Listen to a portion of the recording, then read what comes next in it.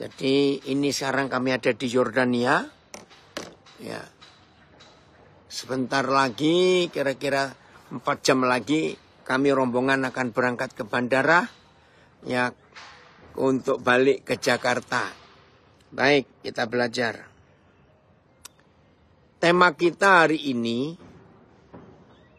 mengapa Tuhan izinkan, ya, mengapa Tuhan izinkan kita ini ngalami kesakitan. Ya. Contohnya Ayub. Saya percaya semua kita pernah dengar tentang Ayub. Ayub itu mengalami diizinkan sakit oleh Tuhan secara roh. Rohnya menderita, saudara. Karena istrinya mengejek, mengolok dia. Secara mental, secara jiwa dia juga menderita. Anak-anaknya meninggal dalam 1 hari, 10 anak meninggal bersamaan. Bisa bayangkan. Kekayaannya habis dalam 1 hari juga. Yang ketiga, secara fisik. Kita semua tahu bagaimana Tuhan izinkan dia kena penyakit kulit yang gak main-main. Saya percaya kita gak pernah akan ketemu dalam hidup kita orang kena sakit kulit. Begitu gatalnya sampai dia harus menggaruknya dengan pecahan tembikar atau pecahan porselen. Gak bisa bayangkan itu. Terima kasih untuk pemimpin pujian pemusik kita yang hari ini memilihkan tema lagu yang kedua itu. Bapak tadi sudah ditulis ya, Vin? Papi mau bacakan itu tulisannya ya. Ya, saya mau baca. Ini lagu kedua ini luar biasa. Meskipun Tuhan tidak menolongku, meskipun duri dalam dagingku, ku tetap memilih dan percaya dan mengucap syukur. Meskipun doaku tak terjawab, meskipun hatiku habis lenyap, ku tetap memilih untuk percaya dan mengucap syukur. Lalu pengulangannya, refrennya, berkali-kali kau menolong Tuhan, amin. Berkali-kali kau kuatkan, terima kasih Tuhan. Dalam rasa sakit engkau ada, Yesus setia. Berkali-kali kau menolong, berkali-kali kau kuatkan. Dalam lembah kelam engkau ada, Yesus setia. Nah pertanyaannya, mengapa Tuhan izinkan itu terjadi di hidup kita? Saudara perhatikan, dari seluruh perjanjian baru, kalau kita menyimpulkan dengan satu kalimat, apa tanda-tanda ciri utama, ya, kalau kita pakai istilah perusahaan trademark, ya, trademarknya apa, simbolnya apa? Contoh begini, kalau kita melihat dari kejauhan ada huruf M, ya, dalam bentuk tertentu dan warna kuning. Ya, maaf ini yang di daerahnya nggak ada gerai makanan cepat saji seperti ini. Maka orang nggak bisa baca pun langsung tahu bahwa itu gerai makanan cepat saji McDonald. Atau contoh lain, ada orang nggak bisa baca, ada orang buta huruf, tapi melihat ada kaleng warnanya merah, tulisan putih. Walaupun orang nggak bisa baca, langsung orang tahu itu Coca-Cola. Nah, apa trademark menjadi murid Yesus? Bukan salib. Ya, trademark, tanda atau simbol saudara dan saya yang mengaku percaya Tuhan Yesus dan menjadi muridnya. Ternyata trademark kita itu penderitaan. Awas, jangan langsung tutup kuping mendengar kata ini. Penderitaan. Saudara, maka itu kalau kita mengaku murid Yesus, anak-anak Bapa di surga, dan tidak siap menikmati penderitaan, lebih baik saudara segera membuat surat pensiun dini. Ngerti kata ini? Pensiun dini. Sebelum makin dalam kita diizinkan Tuhan mengalami itu. Pasti ada yang protes. Kok Tuhan kejam toh? Enggak kejam, saudara. Maaf ya saya katakan kalimat ini. Ujung terakhir perjalanan hidup manusia. Dengar baik-baik. Ujungnya perjalanan hidup kita manusia. Itu apa ujungnya? Cepat jawab. Apa ujungnya? Mana kok nggak ada yang nulis? Apa ujungnya? Oh, Jorgan. Mati. Betul. Terima kasih. Dari Sydney, jargon. Itulah. Ujungnya itu kan mati. Jadi walaupun kita tidak mengalami kesakitan, nggak mengalami apa-apa. Tetap mati. Kematian. Dari Cirebon ngomong. Mati. Betul. Woi, ini orang hebat dari Nabire. Mati. Ya sudah.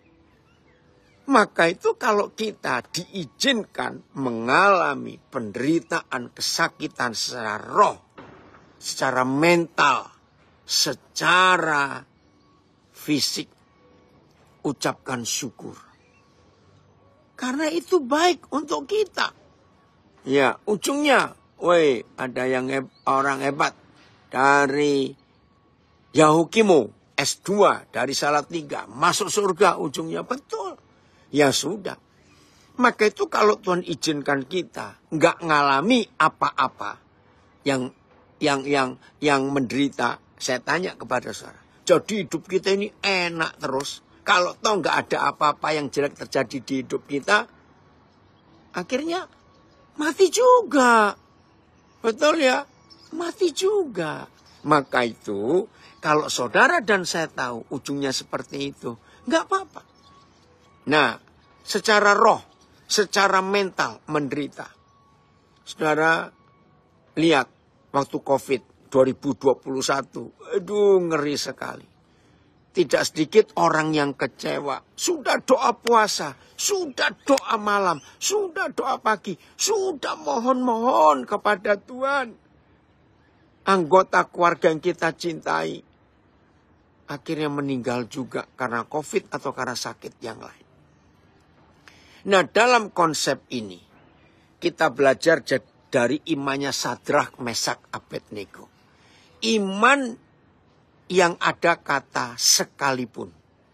Nah, coba miliki imannya Sadrak, Mesak, Abednego. Sekalipun. Jadi ketika mereka dalam ancaman yang luar biasa mengerikan. Ya, raja itu begitu sombong, dia marah kepada orang yang percaya Tuhan dalam agama apa saja. Lalu raja itu sengaja membuat patung yang gagah, yang megah. Dan raja itu mengeluarkan peraturan. Siapa yang tidak mau menyembah kepada patung yang kubuat ini, akan dilemparkan ke dalam perapian. Jadi raja ini buat tungku, ya bukan untuk masak saudara, tungku yang besar. Dan tungku itu dipersiapkan untuk rakyat dari kerajaan Nebukadnezar itu yang tidak mau sujud menyembah pada patung itu. Nah, raja itu yakin gak ada orang yang berani melawan perintah ini. Maka itu raja itu santai-santai. Ketika musik dibunyikan dengan kencang sekali, lalu perintah sujud. Bayangkan di tengah lapangan yang luas. Semua orang sujud karena takut dengan perapian tungku yang dibuat oleh raja itu. Saudara, saya tanya. Ketika semua sujud. Tiba-tiba ada 3 orang muda yang tetap berdiri gagah dan tegak begitu. Ayo. Kelihatan nggak saudara? Dari kejauhan pun kelihatan. Terima kasih dari Tegal kirim ayatnya ini. Jika Tuhan kami yang kami puja sanggup melepaskan kami, maka ia akan melepaskan kami dari perapian yang menyala-nyala itu. Dan dari dalam tanganmu ya Raja. Tetapi, nah ini iman mereka. Daniel pasal yang ketiga ayat 17-18. Tetapi seandainya tidak, hendaklah Tuanku mengetahui ya Raja, bahwa kami tidak akan memuja dewa Tuanku dan tidak akan menyembah patung emas yang Tuanku dirikan itu. Saudara bayangkan, sekian ribu orang sujud, tiba-tiba 3 anak muda ini kekar, tegap, berdiri, tidak bergeming.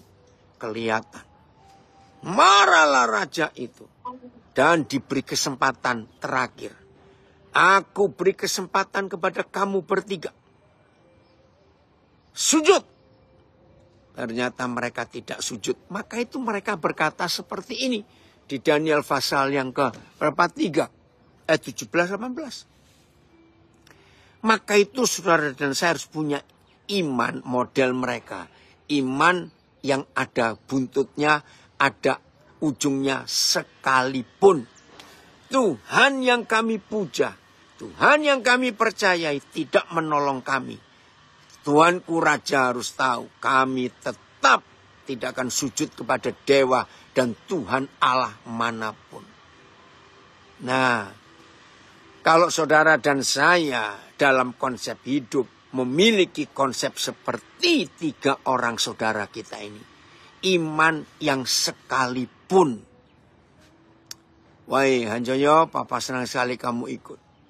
Ayo kita periksa di hidup kita. Bagi beberapa saudara yang sudah sering dengar saya mengajar, pasti masih ingat.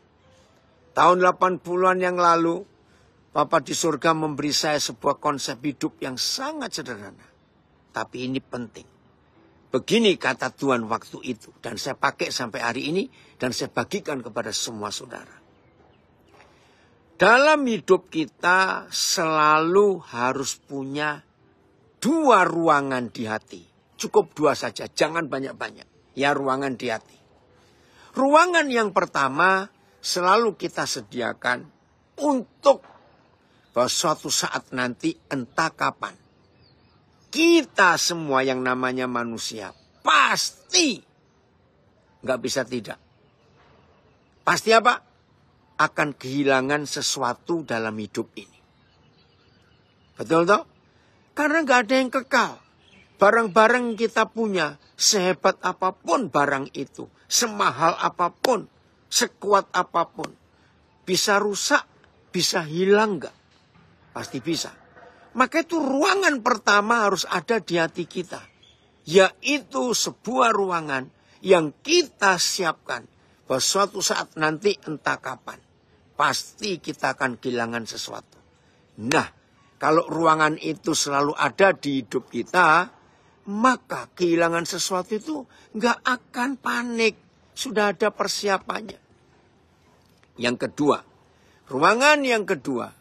Selalu ada di hidup kita. Bahwa cepat atau lambat. Atau kapan saja. Bahwa kita pasti akan ditinggalkan. Atau kehilangan orang-orang yang kita kasihi. Itulah hidup. Betul? Nah, kalau sampai saudara dan saya selalu punya 2 ruangan itu. Maka hidup ya tidak akan mengalami kepanikan kalau ada kehilangan sesuatu dan kehilangan seseorang. Enggak akan kita mengalami kepanikan kalau itu terjadi. Setuju ya? Ya harus. Karena 2 hal ini pasti akan mengikuti kita. Ir, Papa senang sekali kamu gabung untuk belajar. Ini anak saya di Nabire. Ya. Saudara, maka itu dalam hidup ini jangan pernah kecewa kalau harus mengalami sesuatu yang tidak sesuai dengan keinginan hati kita. Setuju ya? Jangan kita kecewa karena memang semua itu harus terjadi dalam hidup kita. Jadi saudara, kalau suatu saat kita kehilangan sesuatu, kita pun gak akan kecewa. Oi, orang biak ikut hadir, nak, papa senang. Anak saya dari biak hadir, Swin. Ya, jadi kita gak akan sedih, gak akan panik karena sudah ada persiapan. Begitu pula, maaf kalau suatu saat, karena ini gak bisa kita pertahankan. Maka itu tadi saya tanya, ujung dari perjalanan hidup kita adalah kematian. Maka itu kalau kita punya ruangan kedua di hati kita yang kita siapkan. Dan tiba-tiba ada orang yang kita kasih harus meninggalkan kita. Sedih sih memang sedih. Tapi ya sudah, mau bagaimana lagi. Tadi malam sebelum saya tidur, ya kan biasa bukan di sosial media, tetap muncul ya foto-foto lama. Saya nggak tahu gimana cara mereka memilihnya. Tiba-tiba saudara muncul foto 2 anak saya. Di Nabir yang sudah dipanggil Tuhan. Aduh. Sedih sekali melihat mereka. Orang-orang baik, orang-orang hebat. Saya nggak tahu ini kenapa foto ini bisa muncul. Bahkan yang satu itu dalam kurang 1 tahun.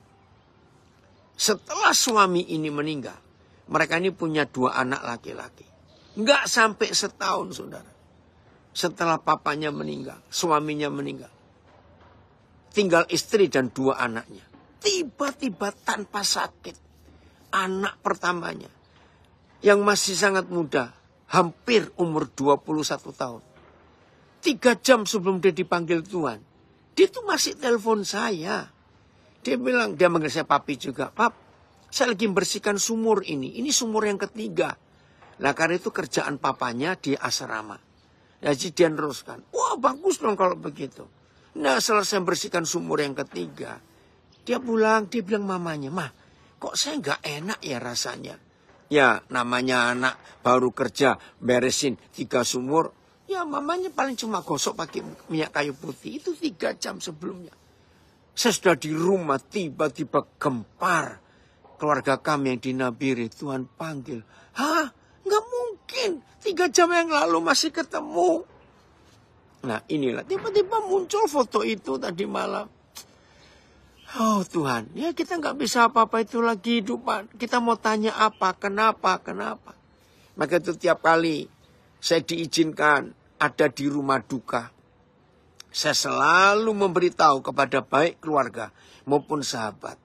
Jangan tanya, kenapa, sakit apa, kok bisa, ini kan masih muda, ini kan begini. Saya bilang gak usah ditanyakan, sudah terjadi. Maka pertanyaan yang penting, kalau saudara dan saya ada di rumah duka, tolong catat pertanyaan yang penting dan sangat penting. Dan tidak ada yang lebih penting lagi daripada satu pertanyaan ini. Pertanyaan kita adalah, kapan giliranku? Setuju?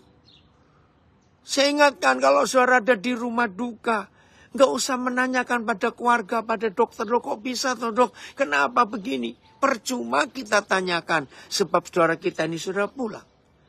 Pertanyaan yang penting buat setiap kita adalah, kapan giliranku Tuhan? Maka kalau saudara dan saya selalu punya pertanyaan itu kalau ada di rumah duka, maka kita akan selalu punya persiapan. Karena itulah kehidupan.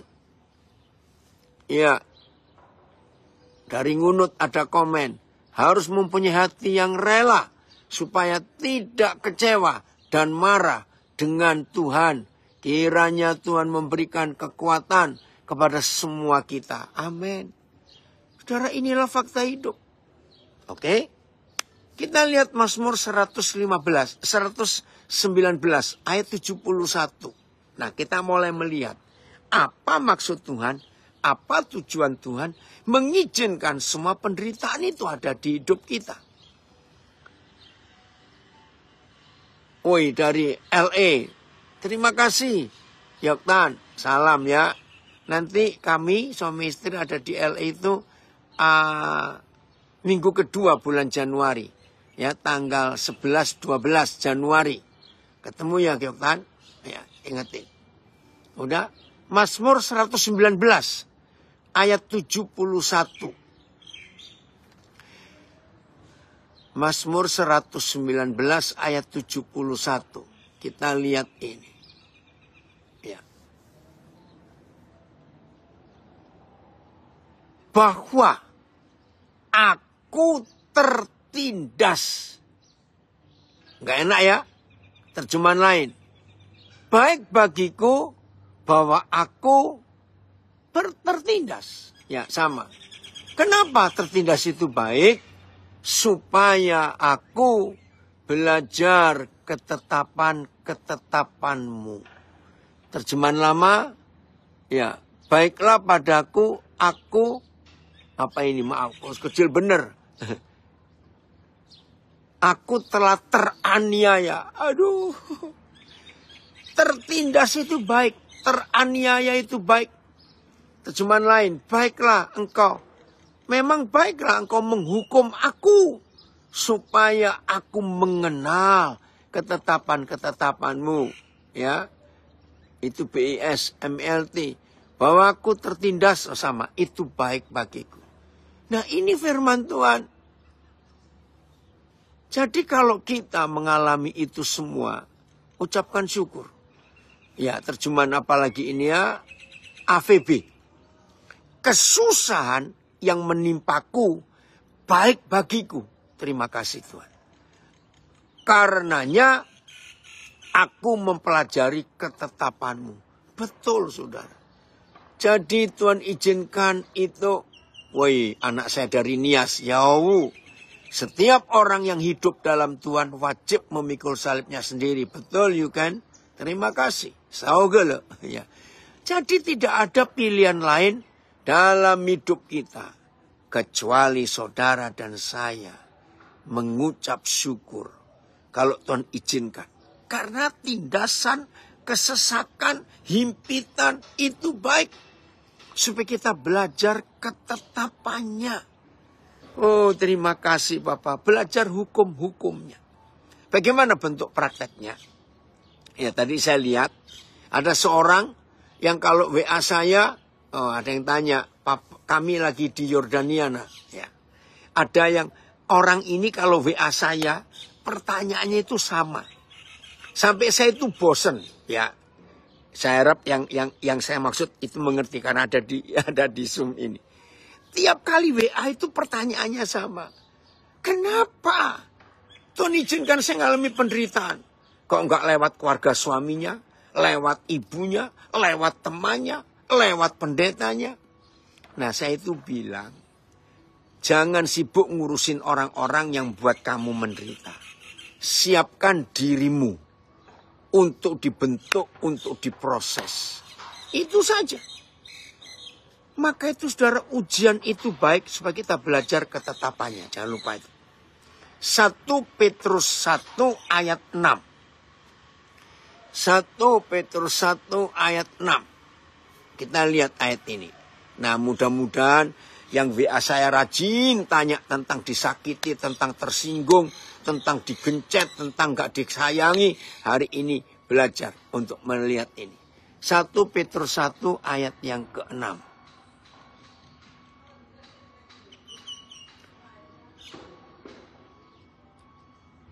Oke, ya.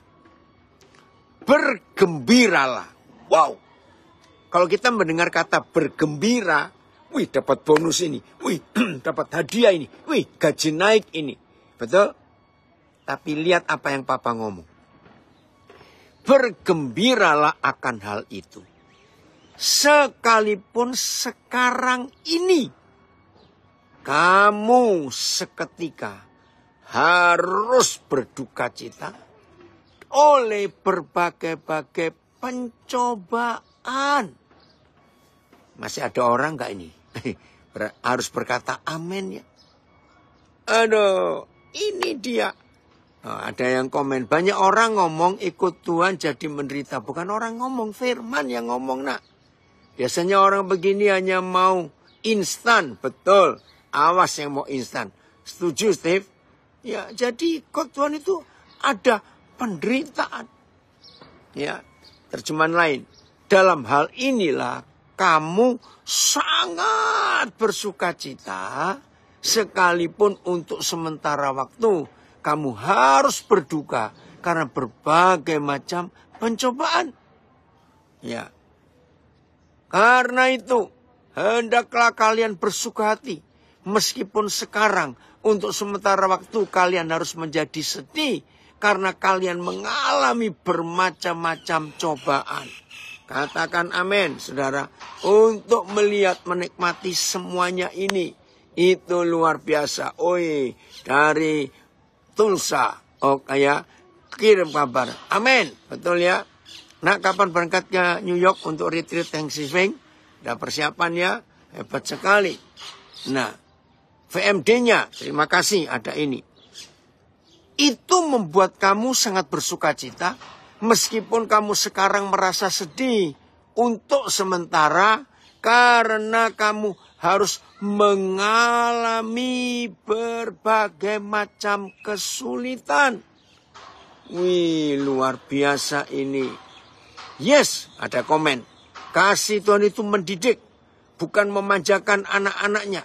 Agar lewat kesukaran kita makin mengenal pribadi Tuhan. Amin, setuju. Saya belum kenal siapa ini.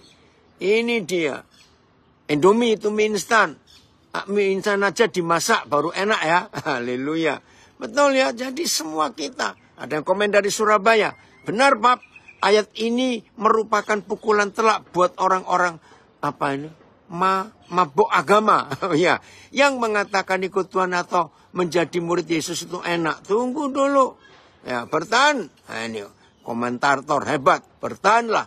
Suatu hari di masa depan kita akan layak mengatakan, sekarang aku tahu. Makasih Gus. Nah, ini ada komen. Suatu hari nanti, kalau saudara dan saya lulus, maka kita berkata, oh sekarang aku tahu. Terjemahan apa Filipus tadi? Coba lihat ayat. Tunggu ya.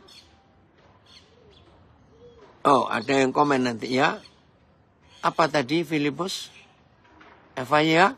Oke, Evaya ya. Hendaklah saudara sungguh-sungguh bergembira.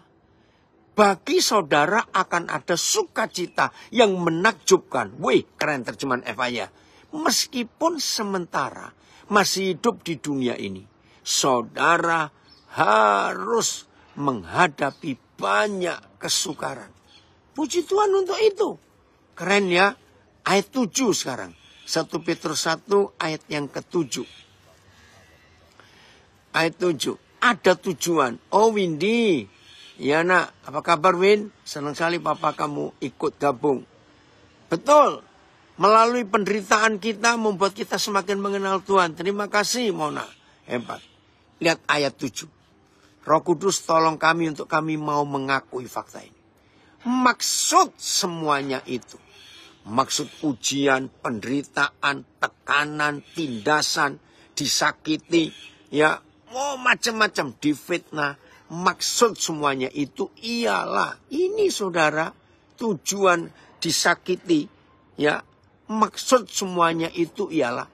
Untuk membuktikan kemurnian iman kita yang jauh lebih tinggi nilainya daripada emas yang fana, yang diuji kemurniannya dengan api, sehingga kita semua memperoleh 1 puji-pujian, 2 kemuliaan, 3 kehormatan pada hari Yesus Kristus menyatakan dirinya. Terima kasih Tuhan. Nah kalau kita tahu tujuan disakiti, ya tujuan menderita itu sehebat ini, ya mau dong ya. Ada 3 hal yang membuat kita dapat pujian, kemuliaan dan kehormatan pada hari Yesus menyatakan dirinya. Oke? Terjemahan yang lain. Sehingga imanmu yang lebih berharga daripada emas yang fana, sekalipun telah teruji oleh api, sudah diuji oleh api, terbukti murni dan menghasilkan pujian, kemuliaan, dan kehormatan pada saat pernyataan Kristus Yesus. Terus, sebentar. BS, tujuannya ialah untuk membuktikan apakah kalian sungguh-sungguh percaya kepada Tuhan atau tidak. Emas yang dapat rusak pun diuji dengan api. Nah ini terjemahannya agak jelas. Emas yang dapat rusak pun itu perlu diuji dengan api. Nah, iman kalian adalah lebih berharga daripada emas. Jadi harus diuji juga supaya menjadi teguh. Dan dengan demikian kalian akan dipuji, akan dihormati, serta ditinggikan pada hari Yesus Kristus datang kembali. Nah kan indah kalau kita mendapat 3 ini. TSI ya. Dia mengizinkan kita diuji untuk membuktikan apakah kita sungguh-sungguh yakin kepada Kristus atau tidak. Keyakinan kita ibarat emas yang diuji dan dimurnikan dengan membakarnya dalam api. Kalau emas yang fana pun diuji sedemikian keras, terlebih lagi keyakinan kita yang kekal, yang lebih berharga daripada emas. Bila keyakinan kita bertahan melewati ujian itu, kita akan menerima hormat, pujian dan kemuliaan ketika Kristus Yesus menyatakan diri pada hari kedatangannya. Nah, kalau kita membaca semua terjemahan ini, perlu nggak sih kita ngalami ujian? Ya jawabannya sangat perlu. Karena itu penting untuk kita semua. Maka itu kita nggak perlu takut. Ya, VMD-nya baik. Mengalami kesulitan perlu untuk menguji kemurnian imanmu. Imanmu jauh lebih berharga daripada emas.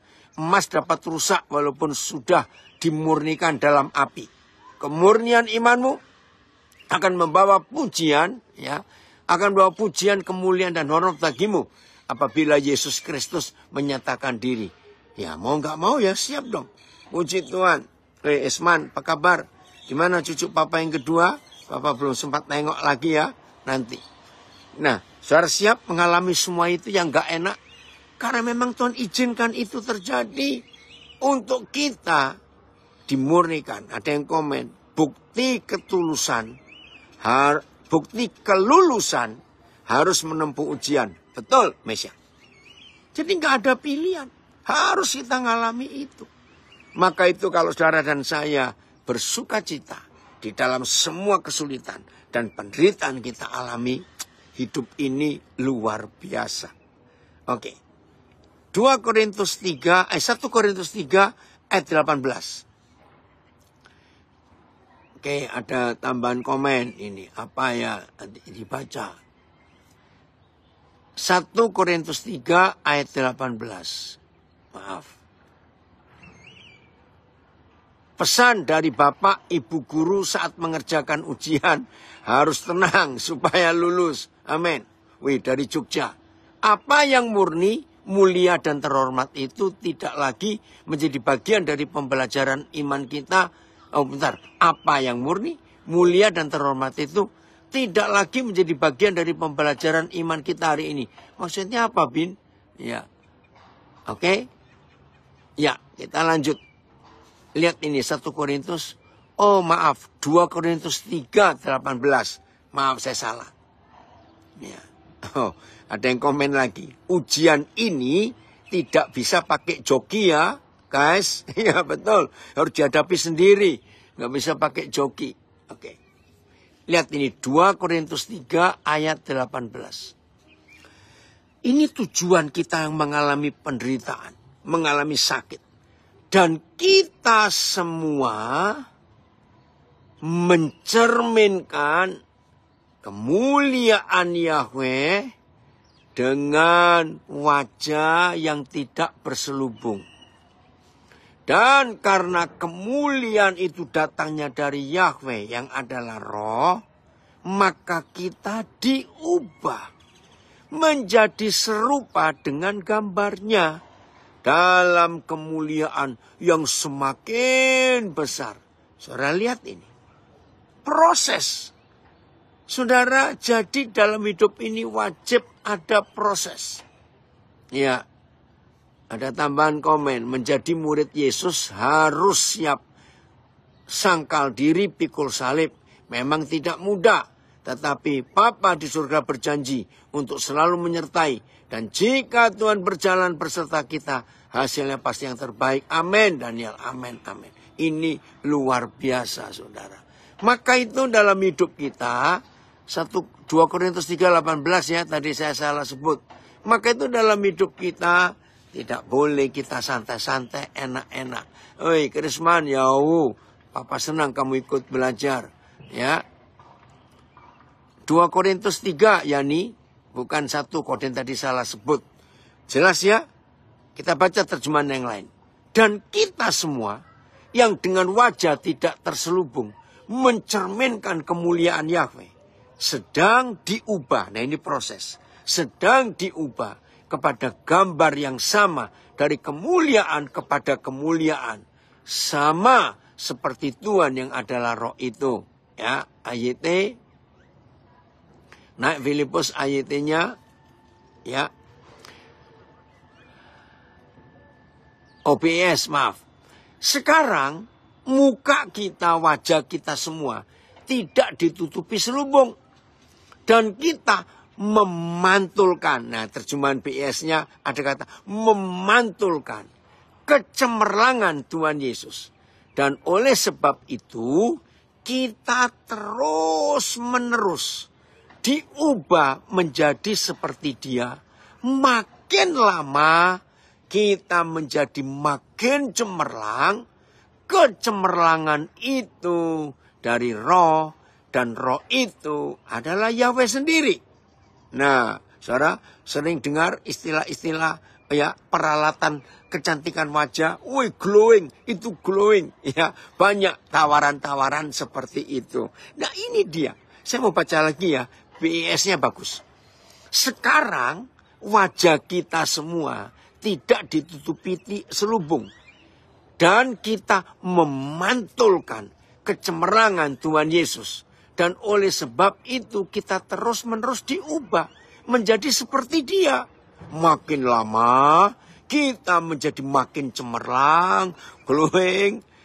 Kecemerlangan itu dari Roh, dan Roh itu adalah Bapa kita sendiri, Yahweh Tuhan. Jadi kalau saudara sudah seminggu, maaf ya, jangan ada yang protes, saya cuma bicara.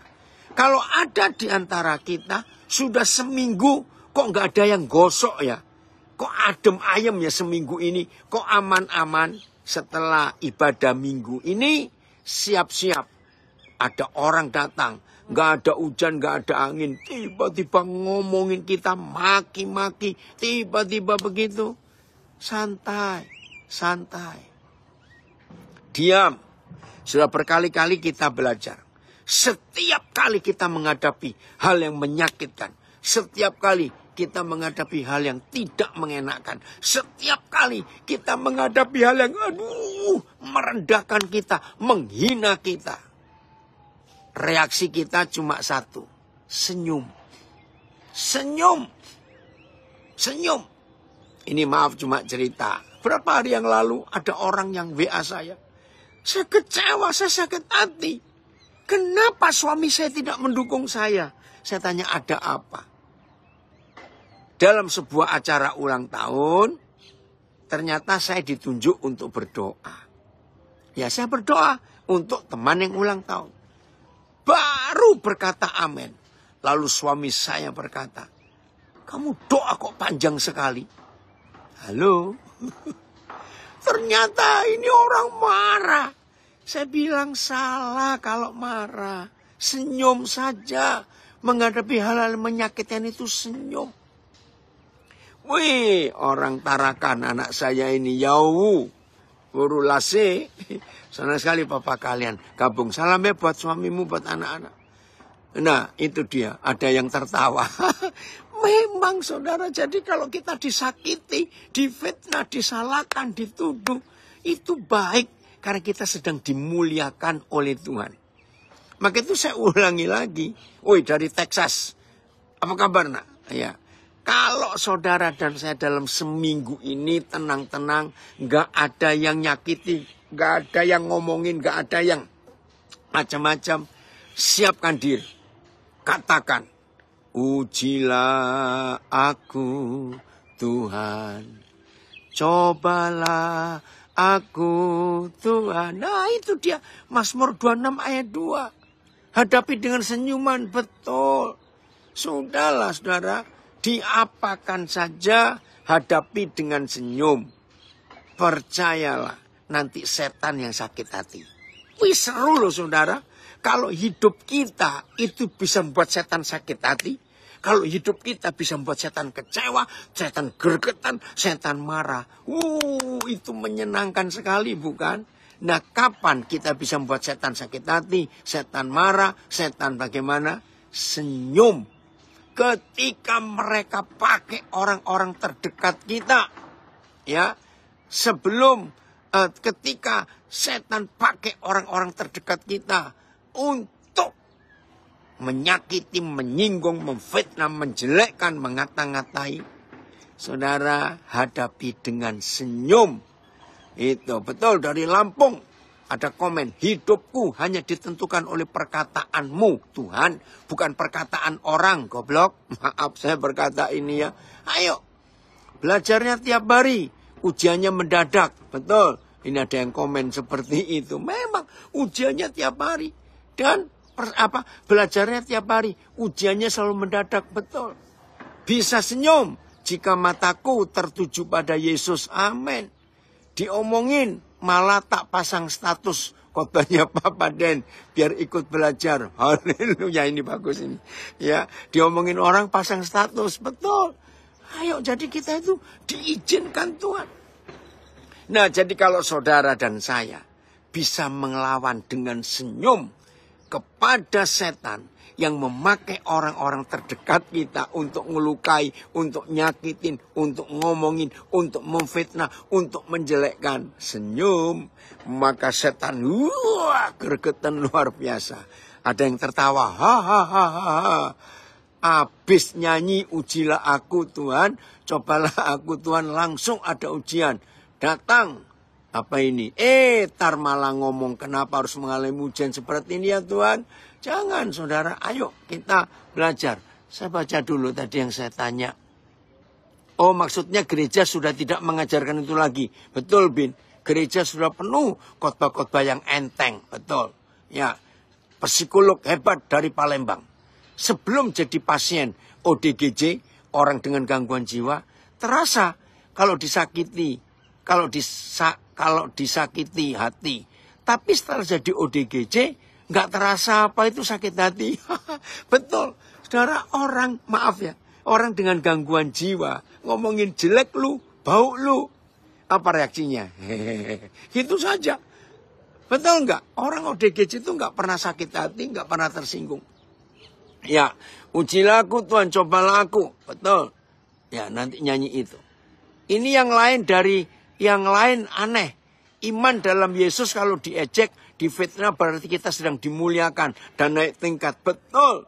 Filipus, hati-hati saat berada dalam zona nyaman. Betul, hati-hati. Jadi saudara, kalau ada hal-hal yang Tuhan izinkan menyakiti kita, itu baik. Ya, Malvin, kamu masih di Kerayan, belum balik. Ayo, kita hidup dalam kebenaran yang luar biasa. Ada komen ini. Kalau belum gila, belum jadi murid Tuhan Yesus. Betul. Maka itu senyum saja. Kalau ada orang menyakiti, orang menghina, orang apa saja. Karena ada kemuliaan yang Tuhan sedang siapkan untuk muncul di hidup kita. Nah, sekarang bagian terakhir. Kenapa setan paling benci kalau hidup saudara dan saya di wajah kita itu memantulkan kecemerlangan Tuhan? Dengar baik-baik. Setan tidak pernah sibuk mengganggu kita ibadah. Setan tidak pernah sibuk mengganggu kita doa puasa. Setan tidak pernah sibuk mengganggu kita baca Alkitab. Tidak. Nah, ini dia. Alah, sekalinya join kok tepak banget. Aduh, kapan nak kamu mau menang? Ayo menang. Ya, jadi kalau yang sering kali disakiti nggak selesai-selesai, berarti saudara belum menang. Oke ya, terima saja. Ada komen dari Sydney. Senyum adalah cara untuk menyelesaikan berbagai masalah. Amin. Diam adalah cara menghindari berbagai masalah. Wih, ini tulisan bagus ini. Saya baca lagi ya. Senyum adalah cara untuk menyelesaikan berbagai masalah. Diam adalah cara menghindari berbagai masalah. Terima kasih ya nih untuk kata-kata yang bagus ini. Ya, oh masih ditarakan. Oke nak, ya. Saya lanjutkan ini. Mengapa setan benci dengan kemuliaan? Maka itu saya ulangi lagi, setan tidak pernah, Fani, visa Koden belum dapat, kita percaya ada mujizat. Ya. Kenapa saudara setan marah kalau saudara dan saya sedang berjuang untuk mendapatkan kemuliaan dengan wajah kita yang tidak terselubung supaya kecemerlangan Yesus itu nyata. Setan paling gak suka. Maka itu saya ulangi lagi, setan tidak pernah mengganggu kita ibadah. Setan gak pernah ganggu kita doa pagi, doa malam, doa puasa, enggak. Setan gak pernah ganggu waktu kita sedang sibuk melayani. Yang setan ganggu cuma satu.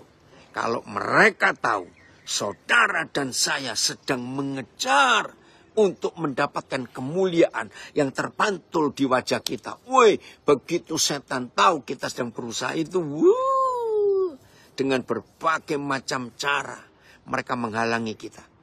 Kenapa, saudara? Kenapa? Ini rahasianya. Karena setan tidak takut dengan kita doa puasa. Setan gak takut dengan kita hafal ayat Alkitab. Setan tidak takut dengan segala aktivitas rohani kita. Tapi yang setan takut, kalau mereka tahu saudara dan saya sedang mengejar kemuliaan itu nyata di hidup kita.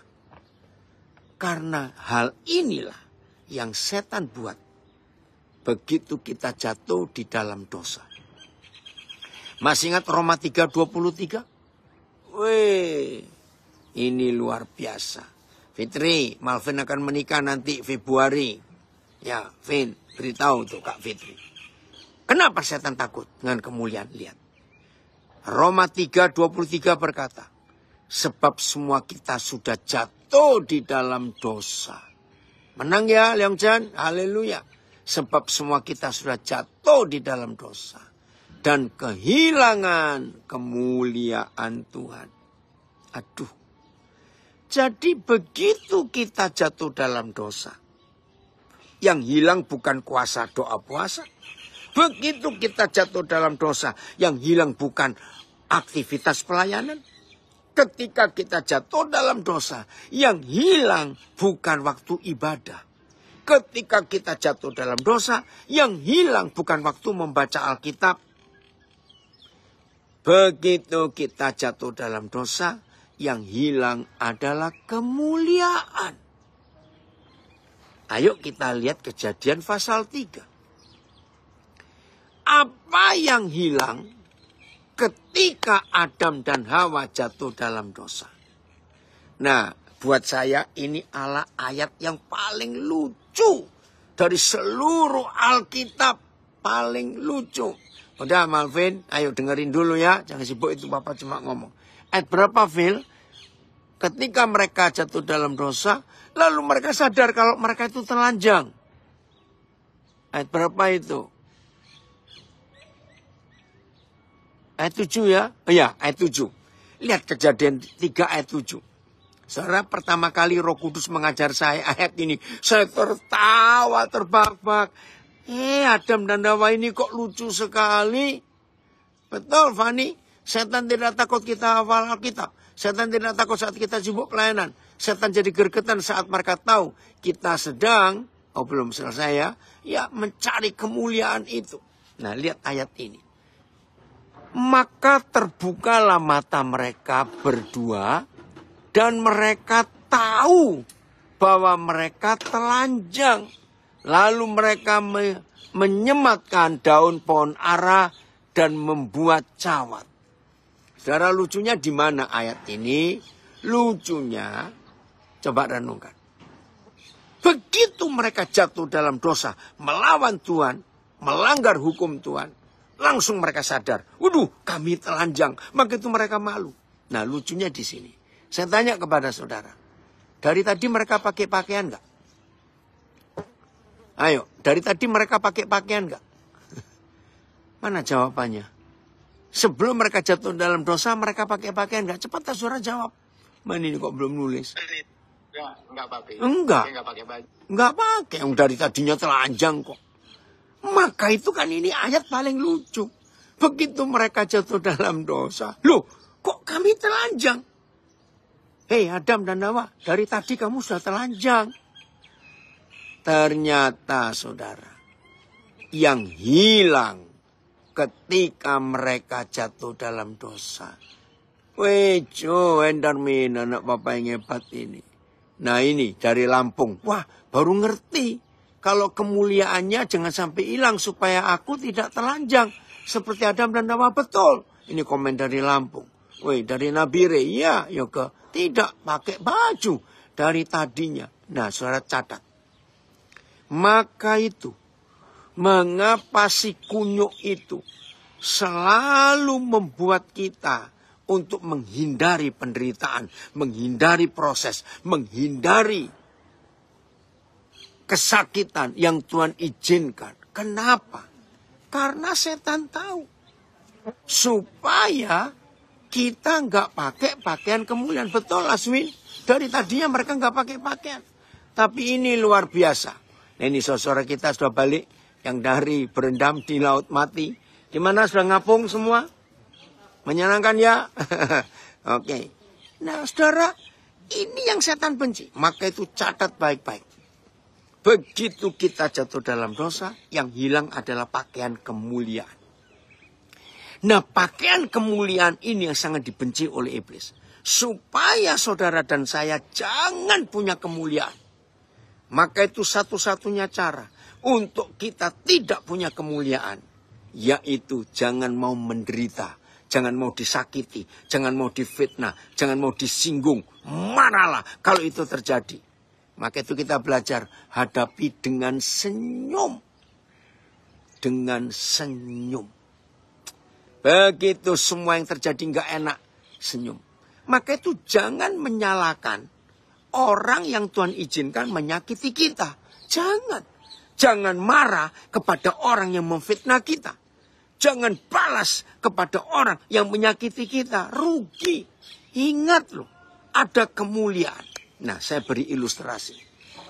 Siap ya, ada yang bilang siap pakai huruf besar semua.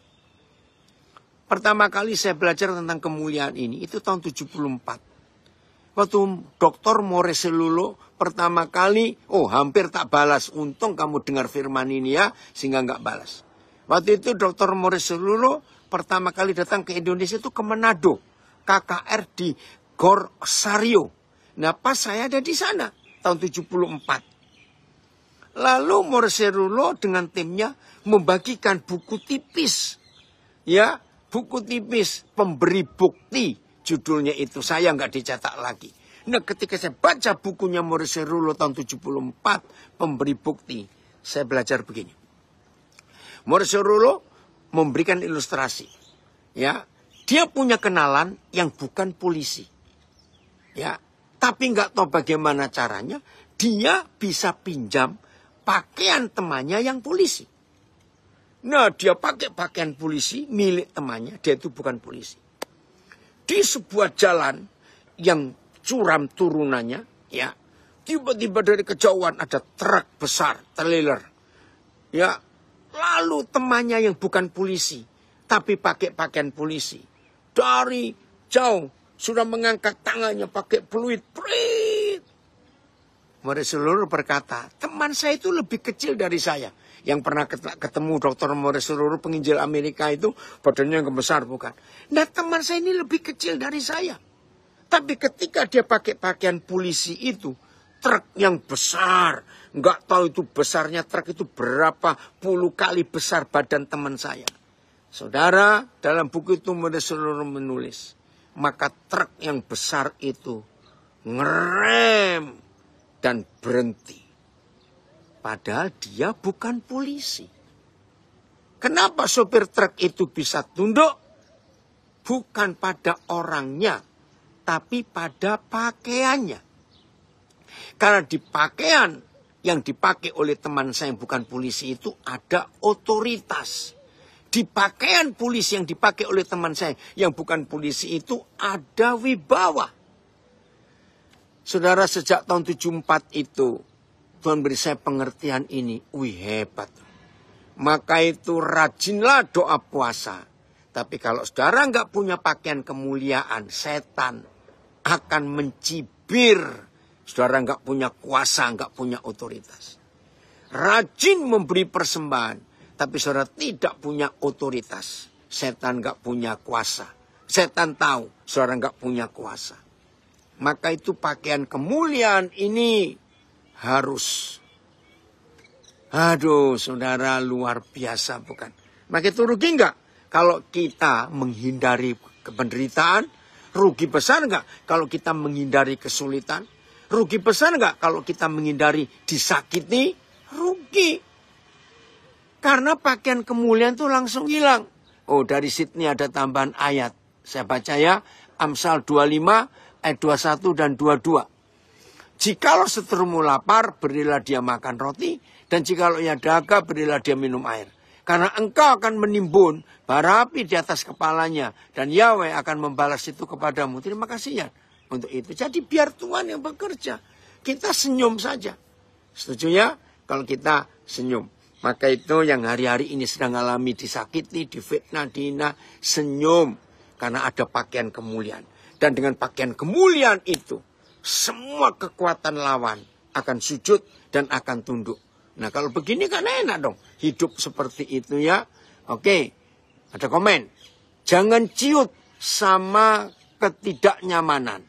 Semangat yang patah mengeringkan tulang. Hati yang gembira adalah obat yang paling manjur. Amin. Puji Tuhan. Betul ya? Luar biasa kebenaran firman Tuhan ini. Baru tahu sekarang. Maka itu jangan kita mau dibodohi lagi. Ya. Salam juga. Rondi, ini anak saya cucu memberikan salam. Semoga saya bisa senyum dan diam. Pergi dengan elegan. Amin. Harus bisa. Nggak usah pakai kata semoga. Oke? Saya kembalikan kepada host. Ayo Filipus cerita. Kenapa kok milih tema ini? Sebelum kita akhiri. Ayo. Ceritakan. Recording stop. Jangan stop. Lanjut Filipus. Nah ini Filipus ini nakalin. Kalau mau ngomong sendiri di stop lagi rekamannya. Ayo hidupkan.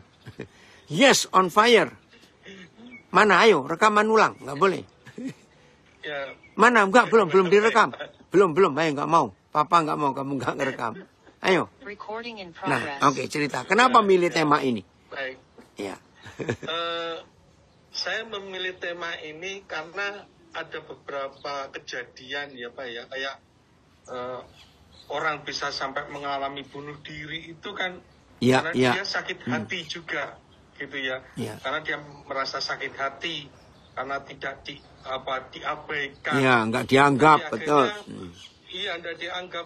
Akhirnya putus asa, udah ya mengakhiri hidup. Ada lagi yang karena diejek, diolok, dimaki-maki, karena dia merasa sakit hati, dia bunuh orang, gitu ya. Ya. Jadi sepertinya untuk bisa naik tingkat di dalam iman kepada Yesus ini, itu tadi, kalau mau naik tingkat, mau naik level, kita harus siap untuk diejek. Amin. Diuji, Bahkan betul. difitnah, ya. Ya.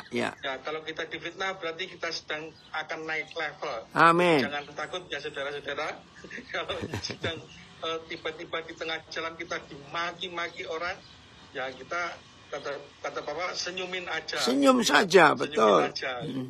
Ya, karena kalau kita meladeni juga, itu kalau orang memaki-maki kita ladeni, nah itu nanti akhirnya jadinya bertengkar, Iya. tidak mencerminkan murid Yesus ya. Kehilangan Yang kemuliaan. membawa damai. Iya, kehilangan kemuliaan, kehilangan kesempatan untuk dibentuk. Iya, betul. Ya. Maka itu saudara Terus berapa? gini, Pak. Ya, gimana? Kalau kan tadi Bapak bilang kalau ada orang yang sudah memfitnah kita, terus kita diajak difitnah, apa yang harus kita lakukan? Ajak makan orangnya. Ajak makan saja. Maksud saya tidak perlu didoakan ya Pak ya? Loh, ngapain didoakan? Yang didoakan itu kita harusnya. Oh, gitu. Iya. Siap. Ya, Jadi, saudara, maka itu berapa kali saya ngajar gini. Murid Yesus harus ketagihan penderitaan. Ada yang ngamen gak ini? Menjadi murid Yesus harus ketagihan penderitaan. Maka itu kalau seminggu gak ada yang fitnah, gak ada yang ngejek, cari. Mana orang-orang itu ya kok sepi-sepi. Oke, harus itu. baik. Ya. Jadi kayak dong ajak makan. Ajak makan, iya, kita yang bayar. Oke, oh dari Nabire. Amin, amin. Ya, Duki, amin. Iya. Oh, ada yang komen, prengesi aja. Ya, senyumin aja. Sambil bilang dalam hati, ya, sak bahagiamu wis. Iya, enggak apa-apa, betul. Oke ya. Tuhan memberkati kita semuanya. Weh, kita harus jadi pemenang yang luar biasa dalam hidup ini. Iya. Luar biasa Tuhan kita, ya. Jadi jangan balas kalau orang menyakiti, memfitnah kita, itu baik adanya. Ya, jangan ketagihan kopi. Ini bilang awas ketagihan kopi kamu ya. Ketagihan penderitaan, ketagihan disakiti hati, nggak apa-apa. Ucapkan syukur. Justru kita berterima kasih loh kalau Tuhan izinkan dan setan pakai orang-orang itu untuk memproses kita, karena itu tujuannya luar biasa. Oke ya, Tuhan memberkati kita semuanya. Haleluya.